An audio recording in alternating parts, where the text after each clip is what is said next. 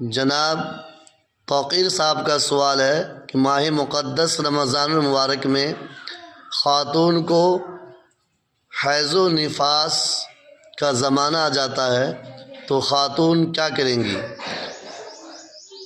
جناب توقیر صاحب، آپ سے جواباً عرض ہے کہ خاتون کو 3 کام نہیں کرنے۔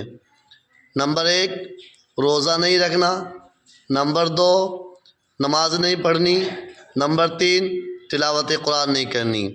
اس کے علاوہ دیگر تسبیحات پڑھ سکتی ہیں، ذکر و اذکار کر سکتی ہیں، درود شریف پڑھ سکتی ہیں، استغفار کر سکتی ہیں، کلمہ کی ضربیں لگا سکتی ہیں۔